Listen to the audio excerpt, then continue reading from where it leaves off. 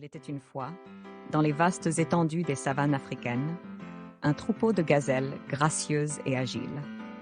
Leur pelage doré brillait sous le soleil ardent, tandis qu'elles galopaient à travers les plaines, leur silhouette élégante dansant parmi les herbes ondulantes. Ces créatures majestueuses étaient dirigées par une matriarche sage nommée Amina.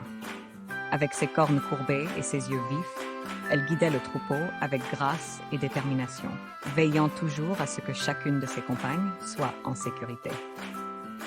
Chaque jour, les gazelles partaient à la recherche de nourriture, se déplaçant en harmonie avec la nature qui les entourait.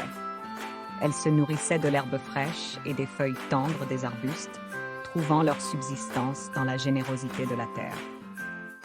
Mais malgré leur grâce et leur agilité, les gazelles n'étaient pas à l'abri des dangers de la savane.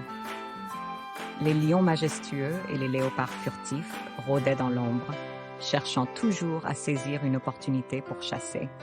C'était le rôle d'Amina et des autres membres du troupeau de rester vigilants, de détecter le moindre signe de danger et de guider le troupeau hors de portée des prédateurs affamés. Pourtant, même dans les moments les plus sombres, les gazelles trouvaient la force et le réconfort dans leur unité. Elles se soutenaient mutuellement, partageant des liens forts tissés par des générations de camaraderie et de coopération.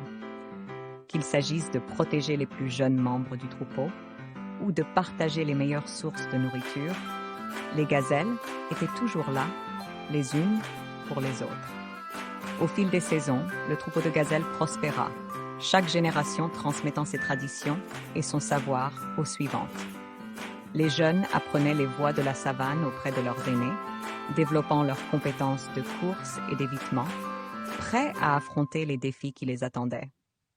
Et tandis que le soleil se couchait sur les vastes plaines africaines, le troupeau de gazelles se rassemblait, leurs silhouettes se détachant contre le ciel orangé. Ensemble, ils formaient une symphonie vivante de mouvement et de vie,